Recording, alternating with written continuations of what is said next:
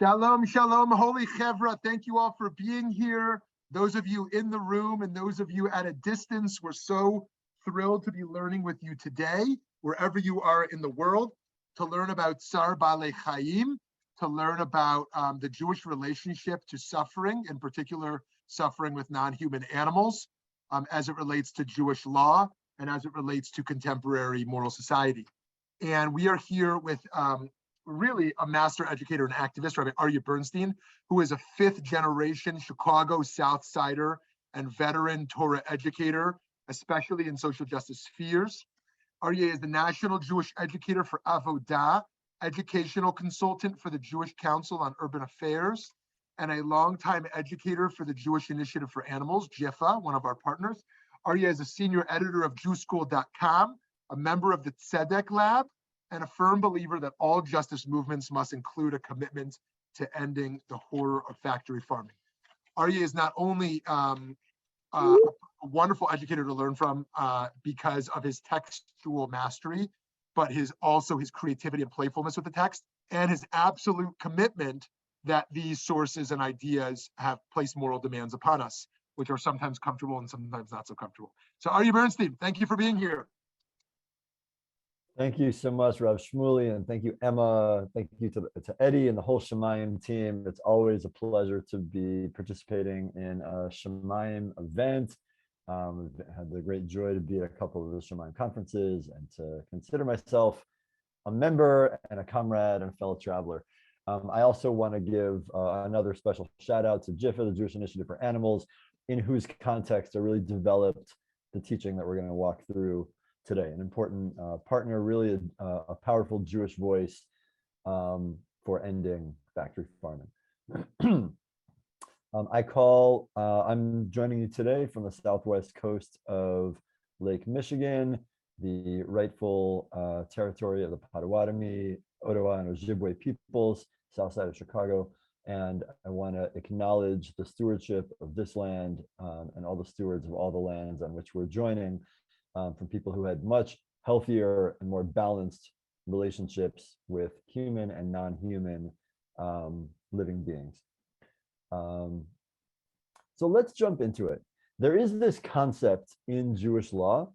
The Hebrew term for it is Tza'ar Baalei Chaim, which literally means pain of living beings. And it's a concept that in Jewish animal rights or animal welfare circles, there's often confusion about what its scope is, how it applies, what it doesn't apply, what it doesn't cover. So we're going to actually do a walk through some of the main biblical and rabbinic sources that are the basis of this principle, and get a sense of what its rabbinic character and scope is. What is the responsibility for human beings, for Jewish people, to intervene to prevent pain to non-human animals, and to intervene to stop pain, situations that cause pain to animals who are experiencing it. This is the first of a three-part series that I'll be joining Shamayim for next month, and Emma will follow up with all the exact dates and times and everything. The next one will be about the very fact of, it's well known that Jewish law doesn't prohibit eating animals carte blanche, but what does it actually mean for city dwellers, people who don't interact with non-human animals in their lives, to consume animals? Is that actually so simple that that's permitted? What's the context? What's the religious guidance in rabbinic texts for interacting with dead animals as food for those of us who are alienated from them in their life? And finally, in January, there will be a session on the consumption of dairy in the context of industrial agriculture, and whether that's even permitted, and if so, how. Okay, enough of the promotions. Let's jump in. I'm going to do some screen sharing for those who are joining here, and for those who are watching. I will make sure to walk through every text for those who are listening in the podcast version. Okay, I'm going to share my screen. Okay. The prohibition of Tza'ar Baalei Chaim causing cruelty to animals, pain to animals. Where does it come from, and what does it cover? The main basis of this Jewish legal halachic concept is from a verse in Exodus, Shmot, chapter 23, verse 5. That's Parshat Mishpatim. In the civil laws that come, the bulk of civil laws that come right after revelation of Torah at Mount Sinai. The Ten Commandments are chapter 20, and then the next few chapters are a whole array of civil laws. In that context, the Torah tells us, if you see your enemy's donkey collapsed under its burden, would you refrain from helping it? Help, really help it. Ki tir'eh chamor sona'acha rovetz tachat masa'o, v'chadalta me'azov lo, azov ta'azov imo. Now, I just want to pause. It's always important to think about what core texts might mean to understand the significance of interpretive paths taken before we jump into seeing what those are. On its face, I think there are two more or less equally compelling potential interpretations of this verse. One verse focusing on the word your enemy, your hater, sona'acha. It's not just any donkey, it's specifically the one of someone belonging to your hater. That might draw us into a human social interpretation of this verse in the Torah. That the main point here is to say, if you see a person who's got a balagan, who's got a terrible situation, a crisis, their donkey collapsed under its burden, having trouble getting it back up, don't be salty and vindictive and say, well, I'm not going to help this person and that donkey because I don't like that person. No, the Torah would say, azov ta'azov imo, help, or really unload with him. Now, imo in Hebrew, it's unclear whether imo means with it, the donkey, or with him, this gendered male person who is the steward of the donkey.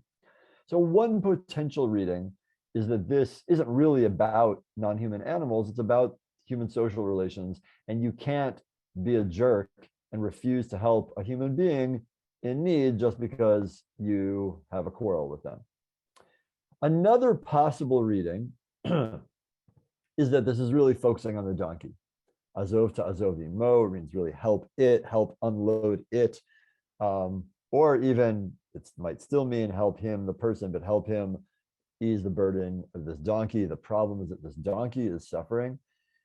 You have a responsibility to alleviate the donkey's pain. Don't think that because you're mad at, maybe even legitimately mad at the human being who quote unquote owns the donkey, therefore you can let this donkey experience suffering. No, you have to intervene for animal welfare. You wouldn't necessarily have to intervene to help a person. Let's say your sonacha, your enemy, had, their cart, a wooden cart of their goods collapse. You might not have to go and help them, according to this reading. You would be able to say, I hate that guy, or they hate me. I don't need to intervene. But if it's a donkey, you can't let your personal social beef get in the way of helping this innocent donkey who has collapsed under an excessively heavy load. Those are two, I think, more or less equally possible, compelling readings of Exodus chapter 23. And what we'll see in the next coming minutes is that the rabbinic tradition very robustly chooses the second one. Doesn't really even entertain the social reading, at least on this verse. Might have other verses in the Torah that entertain the importance of getting over our personal vendettas or dislikes in order to help people. That might be something anchored elsewhere, but the anchor of this verse in the rabbinic imagination is going to be about animal welfare.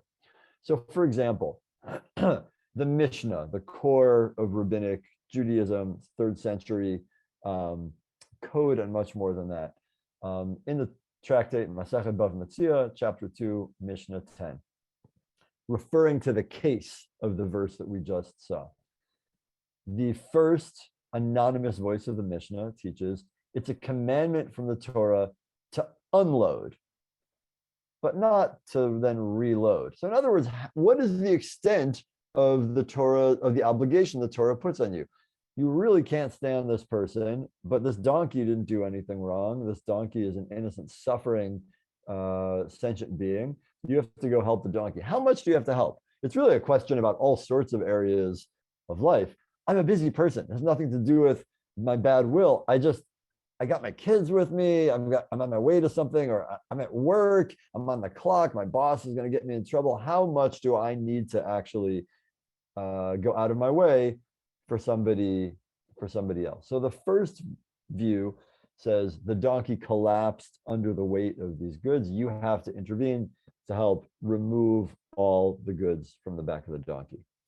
And then after that, it's not on your, you can go on your way, and the person who's the steward owner of the donkey will then reload, hopefully in a in a more successful way, more humane way.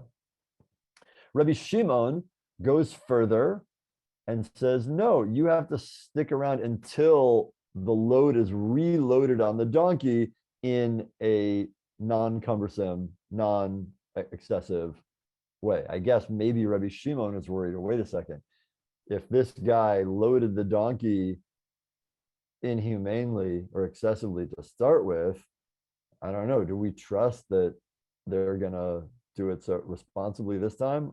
Or maybe it's not about responsibility. Maybe the person's incompetent.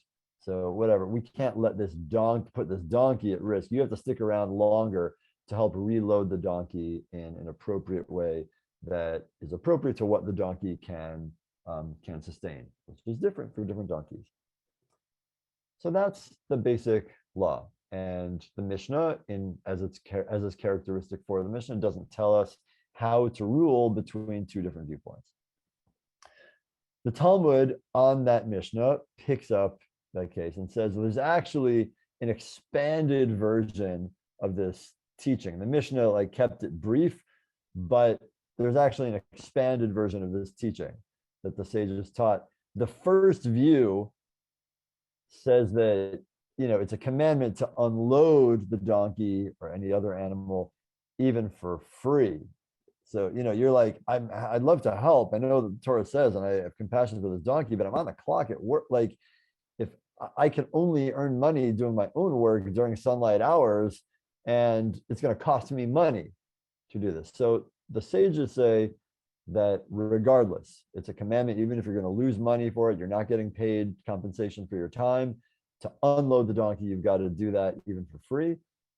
But to stick around and reload, this version of the text has a more robust obligation than the Mishnah's version did, and say, if the person is willing to compensate you for your time, then you do have an obligation from the Torah to stick around. But the Torah has compassion on you financially and will let you go once you've alleviated the immediate pain if the person's not compensating you for your time. And Rabbi Shimon goes further and says, for both of those, it's a commandment to do it for free.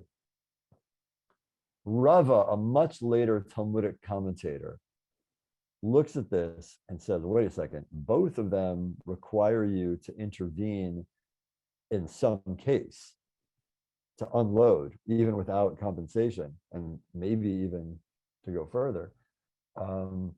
Rava says, from both of their statements, we can learn that relieving animal pain is a principle from the Torah.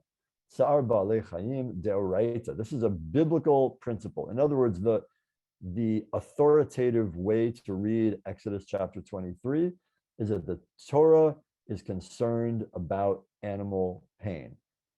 That's a mitzvah. Now, that's going to be complicated, because how do we define what is significant pain? Does that mean that any time, you can't put anything on a donkey or an ox or anything else will be happy when the workday is over and can rest? I'm happy when I take off my backpack. How much pain counts as the pain that the Torah intervenes for? Does this mean you can't use animals for work? You can't walk an animal even for pleasure because there might be pebbles on the road? I mean, how far does this actually go? So there's a piquant example in Tractate Shabbat of the Talmud, where some earlier rabbis teach the following case. And we get a sense of how, of what kind of pain we're talking about, and also what the legal import is of saying that it's a biblical concern to, it's of biblical weight that we have to be concerned with animal pain. So Rav, who was the first generation in Babylonia after the closing of the Mishnah, so early 200s, early 3rd century. So what if an animal falls into a water canal on Shabbat?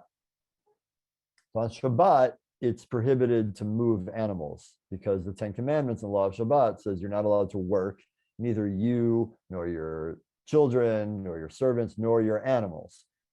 Animals are a major way in which labor gets done, especially agriculturally. So in order to prevent that, you're really not supposed to like touch or move animals at all. There are some things you can do for their own good, like how you walk your dog so that it can relieve itself. You milk cows if they're in distress, but you're not allowed to keep the milk. You're not allowed to milk them commercially. But in general, you're not allowed to touch or move animals in Shabbat. They should roam freely. So if an animal falls into a water canal on Shabbat, the Rav teaches you should bring pillows and blankets and place them underneath the animal. If it climbs up, it climbs up. In other words, you can't pull the animal out when it might be in distress, but you can put stuff there that might create like a ramp, sort of, so the animal can climb itself out. But there's another contradictory source that says that if an animal fell into a water canal on Shabbat, put provisions in its place so that it doesn't die. You wait till Shabbat, you bring food there so that it can eat. It's going to be in discomfort. And then as soon as Shabbat's over, you can bring it out. But in the meantime, just food. So the anonymous editors of the Talmud are like, wait a second, that implies, provisions, food you can bring, but you can't bring stuff, pillows, blankets for it to walk out. Well, no, you can resolve that, says the Talmud. These aren't contradictory cases. The second case that only said provisions, that's where it's possible, where the animal will have relief with only provisions. You do as little of a Shabbat violation as possible in order to provide relief. The first case is a case where like that wouldn't be sufficient. The animal is experiencing distress from the water. And then the Talmud objects, wait a second, but if you're doing that, bringing pillows and blankets, you're using items for a different purpose than they were intended. That's actually a basic Shabbat violation. You can't on Shabbat go and like pick up a rock and because you think it's beautiful and then move it into your house on Shabbat and say, this is going to be a decorative piece or I'm going to use it as a bookmark. You have to make designations on Shabbat. Once Shabbat comes, the world is as it is. Tools have the uses that they've had ahead of time. You can't turn a blanket into a ramp on Shabbat. So the Talmud explains like this. Well, that's true, but that prohibition of like changing the use of something is only a rabbinic level prohibition. Preventing the pain of animals is of Torah authority. And so a Torah commandment comes and bumps off a rabbinic commandment. What this means is that for the Babylonian Talmud, saying that Tza'ar Ba'alei Chaim is of biblical weight has teeth to it legally.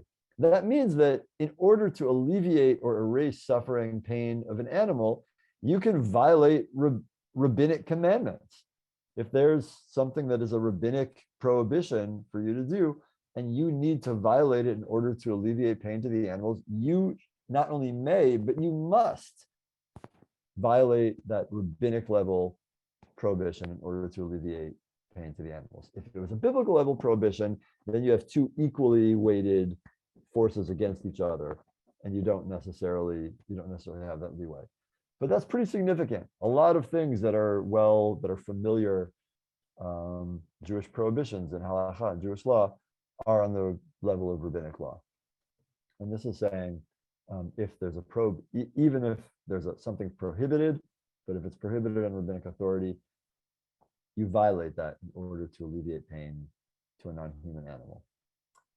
Now, the problem is there are lots of other rabbinic texts that talk about animals and refer to things that would be painful for the animals, and yet the Talmud doesn't mention Tza'ar Balei Chaim as an objection. In places where, with a robust understanding of this legal principle, we might expect much more engagement with that.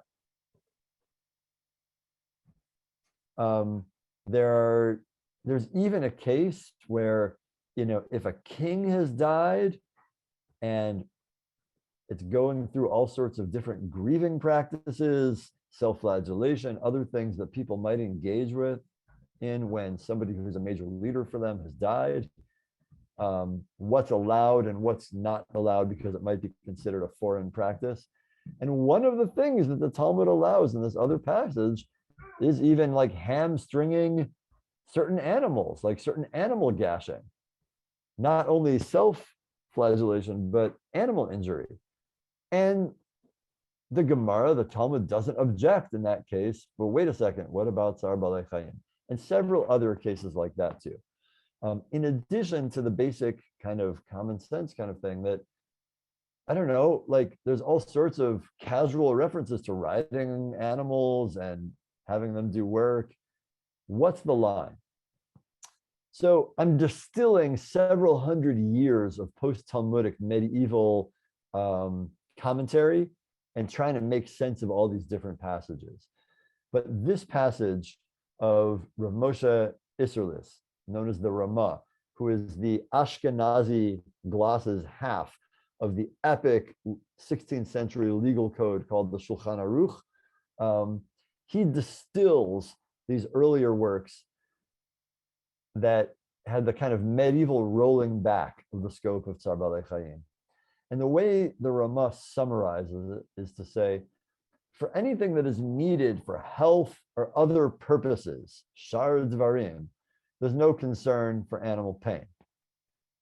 So if, refuah, health, healing is the only thing he mentions in particular, there's a lot of pre-modern and contemporary medicinal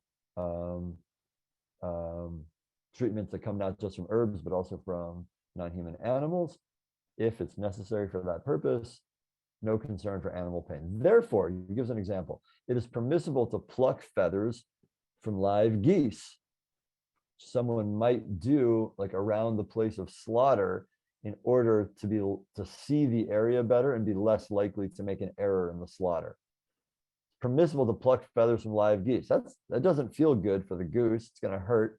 That level of pain is allowed. There's no concern for animal pain because there's going to be a purpose to it. Nevertheless, many people refrain because that's cruelty. So the Ramah simultaneously reflects, or the medieval commentators in general, as digested by the Ramah here, shrink the legal scope of the prohibitions involved with Tza'ar Balei Chaim, but keep a kind of moral voice about, really watch it though. There are things that you can argue are legally okay, but leaves room for a social condemnation of saying like, it is still kind of cruel maybe. And that's a very strange place, or a confusing place, to leave a legal category, and leaves a lot of room for successive generations to come back in. Now you can already imagine how people who are in the pocket of big agra or factory farming or the slaughterhouses, or work for the kosher certification agencies, etc. People who have vested interest in their flourishing will have a very broad reading of the beginning of the words of the Ramah here and say, anything that's needed for health or other purposes, there's no concern for animal pain. Kosher meat is cheaper, and the kosher consumer can eat meat daily, which they might enjoy. That's a purpose. They enjoy it, and they can eat it regularly at affordable cost. And a lot of workers, a lot of Rabbis can have jobs then working in the slaughterhouses and in the certification agencies. Those are purposes. So there's no concern for animal pain. And you can expand industry as much as possible because there's profit involved. That's a purpose. So I want to jump to, we're digesting, we're getting like a short view, but I want to look at two late 20th, early 21st century poskim, legal authorities. Neither one of them is addressing factory farming and slaughterhouses as a whole category, but they deal with specific cases that I think can be instructive for how we think about the contemporary horrors of slaughterhouses and slaughter factory farm animals. We're going to start with actually this slightly later one, an Israeli Haredi ultra-Orthodox posek, very important posek named Shmuel Vosner, who just died 7 years ago. He was in Bnei Brak, leading Ashkenazi authority of his time. And he had a collection of legal opinions called Shevet HaLevi. And he wrote the following. Let's actually slow down and read this inside. Here's language. So he writes to Rabbi David Taub, who asks a question. I received your dear correspondence, and the letters asked me about the tearing done today to old chickens, wherein they give them nothing to eat for 10 days except for water to drink, so that they become very weak, and many die from this, and many others persevere as they can live from their fat. Through this, their feathers fall out, and they grow new feathers, after which they're treated until they begin laying eggs again. The profit for those who do this is that they do not need to wait 5 months with small eggs before they start to lay. Therefore, it's preferable for them, they have benefit, to do this practice to the old ones, to torture the chickens in a way that will screw the chicken's clock up in a way that it'll more quickly start laying full-fledged eggs, and they'll have eggs that they can sell. It's preferable for them to do this practice and gain time and money. And your soul is in your question, Rav Vosner says, whether this isn't a violation of the prohibition of causing pain to animals, to starve animals for 10 days just for monetary profit. Rav Taub is like, I know the Ramah says any purpose, it's okay, but this just seems appalling. What's the deal? Is this okay? So Rav Vosner has a long part that I've excerpted, cut out, just where he goes through lots of different Talmudic cases. And he goes through cases that show that there's actually even significant pain to animals that's permitted in certain Talmudic cases. And all of this is with great pain. And even it is permitted for any need, as we have seen. But extreme cruelty, such as our topic, starving animals for a long time and preventing them from access to food, already notice that he's done an interesting legal move of breaking down pain, that how much pain is not the only axis.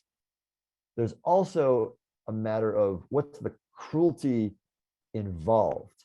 Sometimes we're in a world that has pain sometimes, but what's the context in which the pain is given? For those who are Talmudists in the 8th chapter of Bava Kama, we see in an interpersonal context that the level of pain or embarrassment that a person causes to another is very much interwoven with the social status and with the context of which the pain or the embarrassment are caused. So similarly, he's doing something similar with regard to animals here and saying extreme cruelty, such as our topic,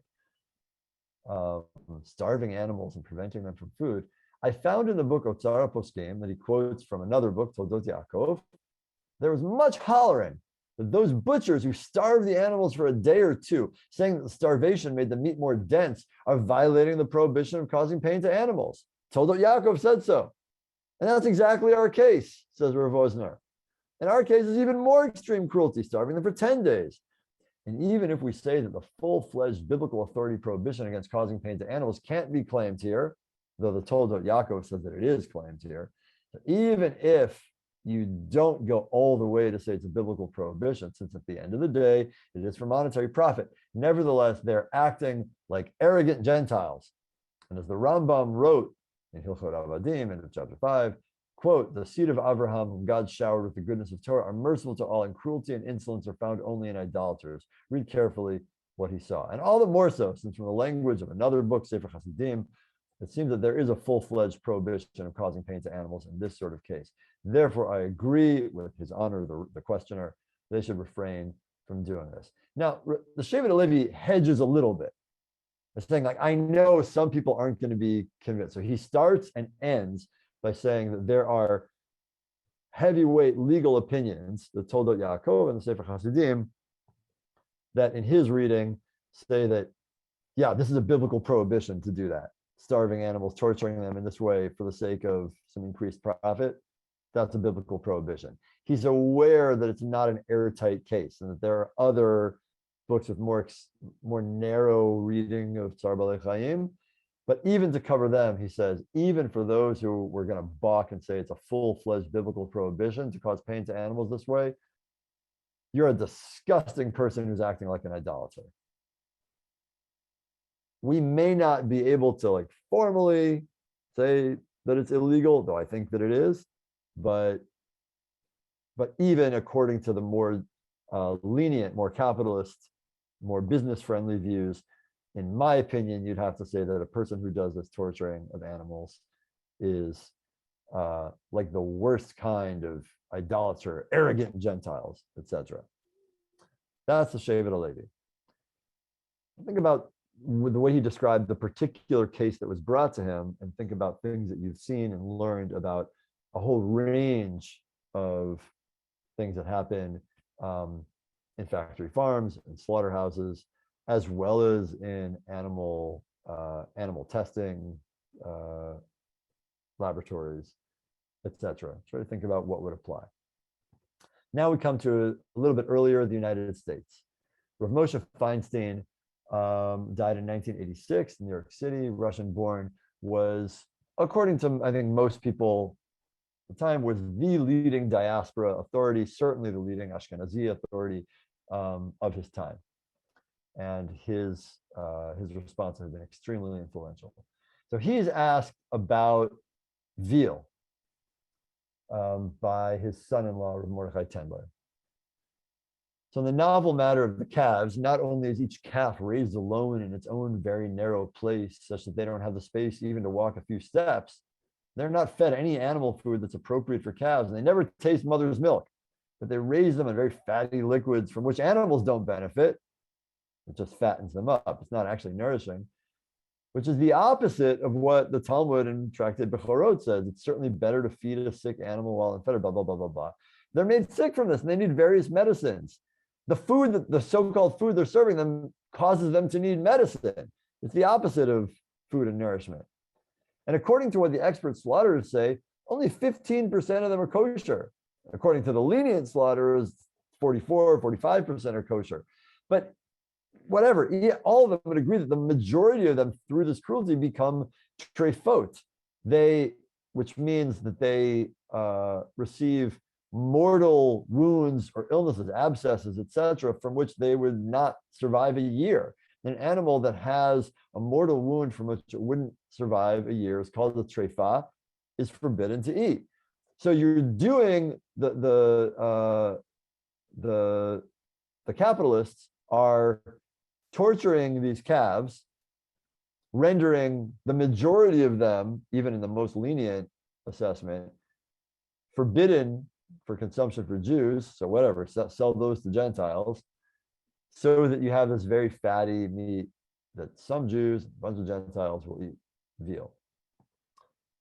And he's like, that's completely ridiculous, because the Talmud throughout operates on a presumption that most animals are kosher, that treifot are unusual. It's unusual for an animal with like a lung disease. You have to check after you slaughter it to make sure, but it ends up being unusual. And here we see, like, according to the pious slaughterers, like 85% are treifot, maybe only 55% are treifot.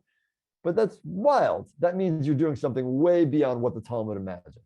Therefore, it would be appropriate to forbid from doing this, and pious people should not eat calves like these, even if their internal organs have been checked.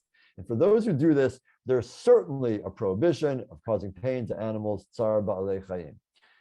even though Tza'ar Ba'alei Chaim is permissible for human need, that's where there's need, like to slaughter them for food, to work them, to plow, to haul loads, and the like. But not just to cause them pain, for this is forbidden even if one would profit from it. For example, if a non-Jew wants to kill or maim an animal at which she's angry, it's certainly forbidden even to pay for this evil deed. You can't use an animal as a subject in order to work out your rage, which we've seen happens in hidden PETA videos or whatever, things happening in slaughterhouses. The profit that is permitted is for food, even for others and even for Gentiles. But to kill or maim for the will of some sadist is forbidden, even if one does it to make a profit, since one is paying someone for the cruelty one says to do. Since what accrues to one who profits from killing and maiming animals is forbidden, even if it's profit for human needs, unless they're specifically for a thing that's the way of humans to do. He's looking at veal production and saying, this is not how human beings have been eating forever. This is a new profit motive nonsense. You can't do that. Something that is like the advent of this country, this economy, this is not the way it's done. We live in a world in which pain sometimes happens. Human beings are allowed to use animals with regulations and restrictions, not on Shabbat, not excessively, but this is out of whack. However, it's forbidden to cause pain to an animal by feeding it things from which it doesn't benefit. Think of most of the food. Think of feeding corn to cows that messes up their stomachs, and also causes methane gas that has a terrible impact on the ozone layer. And that hurt it, from which they'll get sick and suffer pains from the illness. For this benefit of being able to cheat people, it is forbidden to do so from a biblical prohibition of Tza'ar Ba'alei Chaim. And for this, it is not permitted for people to cause pain to animals. I'm going to stop the screen share there. I'm going to give a little summary, and then we'll open it up if there are questions, whether here from people in the room or from people send in questions from the live stream. And to say that that in this text from Rav Moshe Feinstein, his writing wasn't always the smooth. As you see that, like his writing could have benefited from a little bit of editing or taking, first year college logic and rhetoric, whatever. He goes around in circles a little bit. You feel his rage there. He also knows that legally it's hard to pinpoint a closure to the prohibition of Tza'ar Ba'alei Chaim, because it's,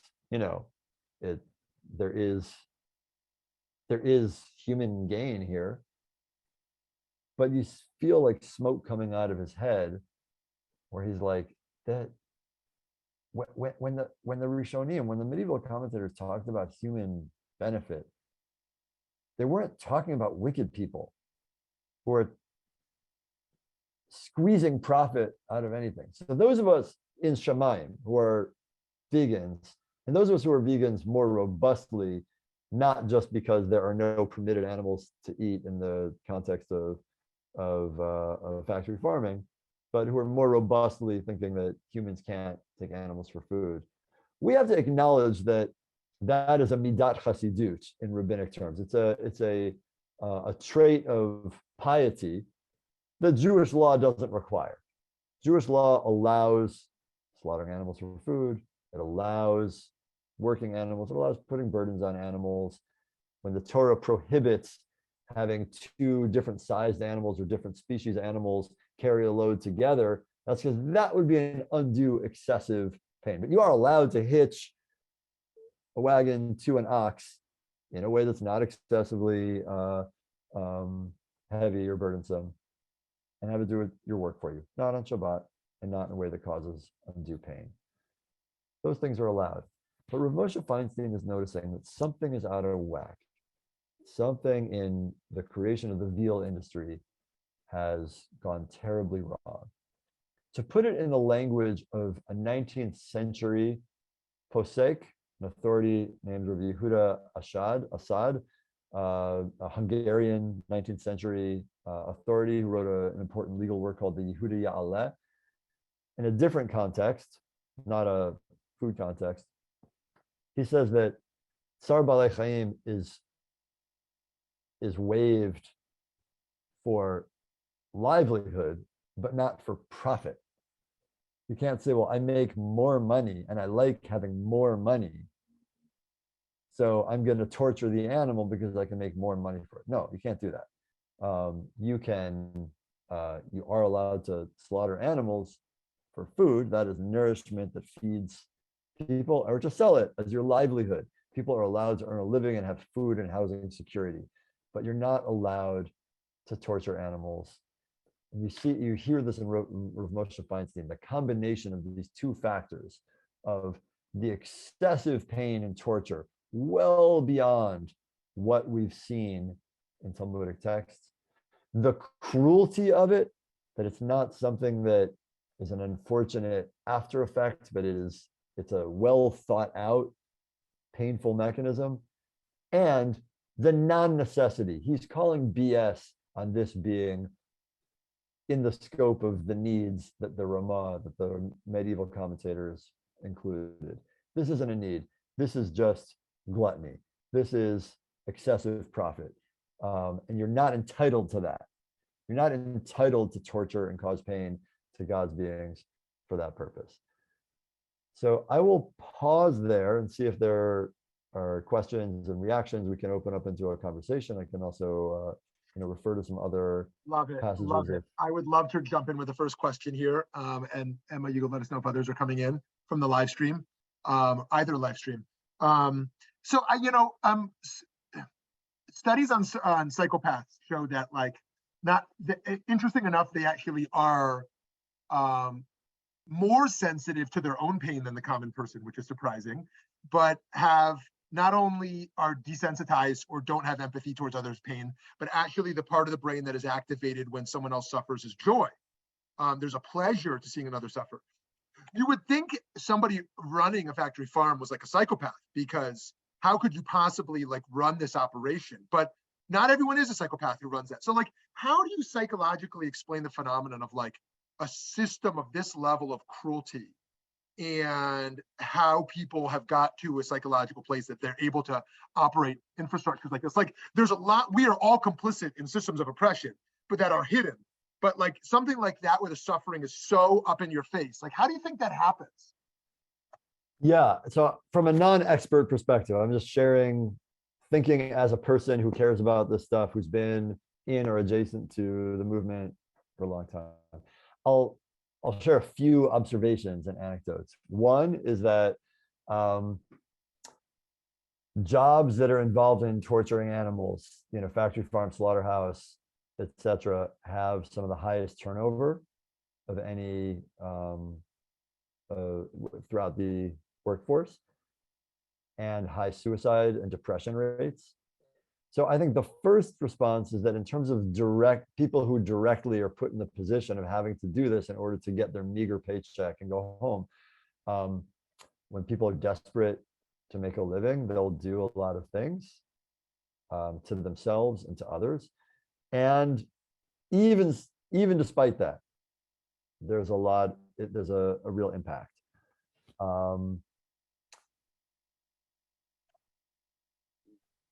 Another thing is looking at the degree of desperation.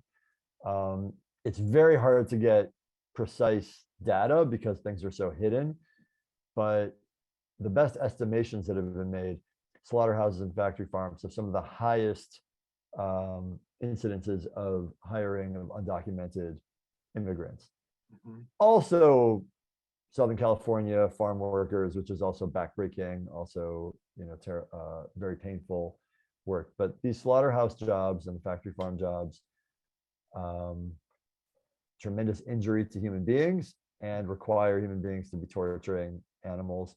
And despite the fact that you have people who are the most desperate often doing the jobs, they still are very likely to quit, leave, not show up, and God forbid, die of suicide and suffer from depression. So I think the first answer is that I don't think we have to go so far to explain how people can do it. The answer is not so easily. I think it's a really terrible thing that makes a big impact on people. The second thing I would say is that the gap, like those who have the greatest profit motive from it, usually, in my understanding, successfully put some of those barriers between them and the torture and the suffering. The CEO of Purdue or of whatever animal slaughter operation is not the one there. I'm hesitant even to name, just from a trigger perspective of like naming the horrors. I trust the people who are watching this. If you don't know, watch Food Inc. or Eating Animals, or not any number of the documentaries that have been made. The main profiteers are not the ones who are inside. Maybe some of them are sociopaths. And if you look at the beginning of the COVID pandemic, some of the emails that were uncovered from middle and top managers at some of these slaughterhouses who had a pool of how many of their undocumented workers would die of COVID when they were forcing them to work. That's not about the animals, it's about human beings. So some people might think that's an even more so reflection on their cruelty. People who are more radical animal rights wouldn't say that there's an all the more so reasoning, but it's the same. Maybe they're sociopaths, or maybe I think that is like, it's actually of a type, like the rest, all of capitalism creates an alienation from other sentient beings for the sake of profit. I mean, really, the origin of capitalism is basically in the transatlantic slave trade. So, if you're wondering how do people, for the sake of profit, manage to do this much cruelty on non-human beings, well, I mean, we got an even bigger, maybe even, I think even bigger crisis. How do they do that against, millions and millions of human beings? It seems like a lot of that happens through what's often called dehumanization, but I think it's really like ideologies of devaluing of the lives of sentient beings. So there are entire ideologies that are constructed to interrupt one's capacity for empathy. And for this, Shmuel, you're much more learned in philosophy than I am, an area that you've studied. But I mean, if you look at Hannah Arendt's writing and the banality of evil and other philosophical works on suffering, like there were Nazi guards who were, by all indications, really nice, good parents and good community people and kind to people, if they were people who were considered in their sphere of care. And how is it that people are so easily able to observe living sentient beings and cut them out of their spheres of care? It's especially remarkable with regard to non-human animals among people who, it's something I think about all the time, people who are pet caregivers and have their dogs and cats and pose for pictures and French kiss their dogs and like all this like very cuddly, loving stuff, and like won't go on vacation because they have to make sure that their dog is cared for.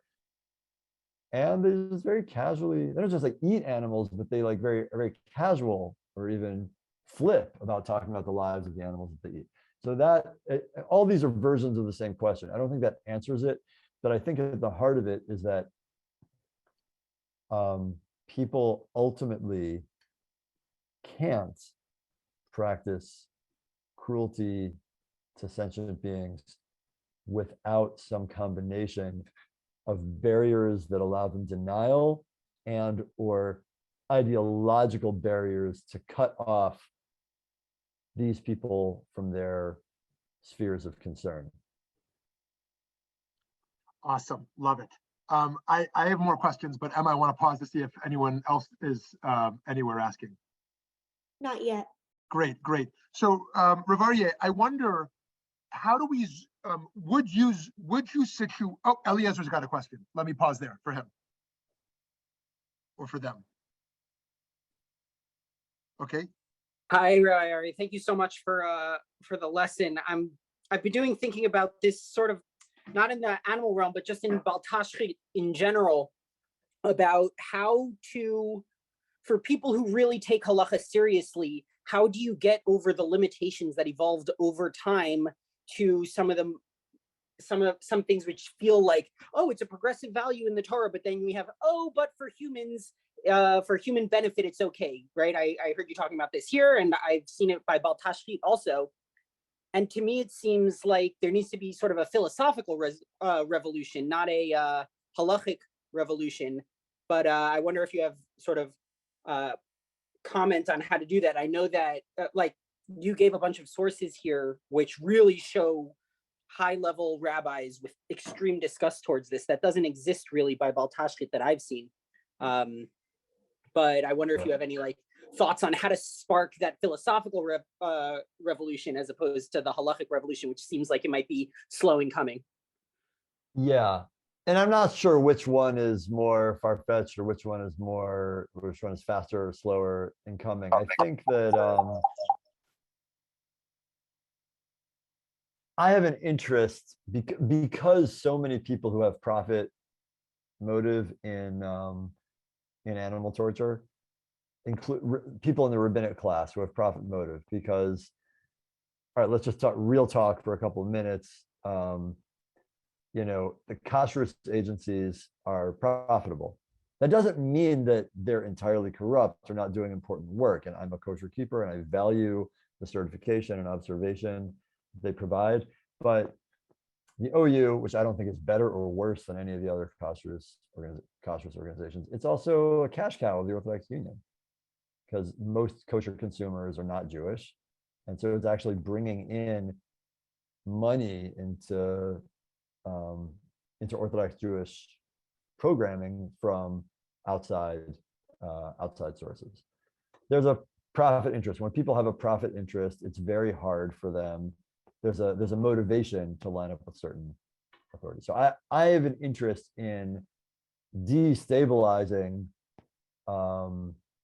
statements of a legal closed book when the record doesn't actually show that. I think it's actually important for Torah, for the long term, and also for this particular fight. I think it's not either or. I think we can be having philosophical reframings and rethinkings while we do our judicial work at the same time. With Bal Tashrit, I guess the line that I would be interested in from a legal perspective would be when wanton destruction, environmental destruction is permitted for human benefit. Well, what have been places where there have been some limitations and restrictions on that? In fact, there's a famous dispute between like the Rambam and the Raavad, for example, on tearing clothes and breaking items in a fit of rage, where like some people say that like, no, that's okay because it's actually a way of assuaging your anger. And there are other people who are saying like, no, that's actually not a healthy way to process anger. That's precisely the wrong response. So I would be interested in adjacent areas like that to see where there are opportunities legally and where some people have actually taken those opportunities to make the moves that Moshe Feinstein, the Shevet Levi, the Yehudi Ya'aleh, et cetera, are making, and saying like, yeah, just because somebody uses the phrase human need doesn't mean that anything anybody calls a human need is actually a human need. We can, and that's where I think the philosophical moves you're looking for can take expression legally and say, no, this actually isn't a human need. Like having food and home security is a human need. Being able to birth children and have them grow up in a secure, well-nourished environment, that's a human need. Having livelihood, having some sense of purpose. Becoming very wealthy isn't a human need. If you're able to do it in legally permitted ways, maybe gesundheit hate, you have like serious obligations of your redistribution after that, but the methods aren't passing through prohibition because it's a hate. But if you're torturing sentient beings for the sake of having more profit, these great post-game are saying, like, I call BS on that. That's not a human need. And I think you might find similar room in the Baltashrit realm. It wouldn't surprise me that we see less of it, because sentient beings are sentient beings. There's a difference in empathy with regard to sentient beings and non-sentient beings. And like what, when post-game talk about prohibitions of destruction, Baltashrit, they're doing that prior to the advent of planetary collapse. If a pre-1970 posek talks about Baltashrit, it's not the concerns that the environmental movement since the 70s talk about in terms of planetary survival. So I think we might be able to have a more robust language wherever we find places where people put some limitations, especially in a context where so much is at stake. This isn't just about wasting. It's about actual, survival as a species. Amazing, amazing. Thanks so much. Before I pass it over to my colleague, Emma, to tell us about future Shamayim programs, I just want to thank Rabbi Aryeh Bernstein for this amazing session, and for all of those here in the Zoom room and all of those listening from afar on other platforms. We're so happy you're learning with us, and we hope that this will not only push us to think about the potential moral imperatives of a vegan diet, situated not as a diet, but as an ethic of nonviolence, and how this is situated in an intersectional manner with other systems of violence in our society that we need to be disruptive of. And, but also that we continue to sensitize ourselves to the complicity in those industries as well, as we seek to cultivate a more just and compassionate world. So thank you so much for helping us to think about pain and relationship to human needs and beyond. Emma, over to you. Okay, yes, thank you so much, Aryeh. Thank you so much to everyone who joined us or is listening later. I just want to remind everyone that we're still recruiting for our Synagogue Vegan Challenge, as well as our Campus Fellows. So if you're interested, you should look on our website and apply. And our next class will be December 14th. And we also have a panel that day as well. So lots coming up. And thank you all for being here. Bye.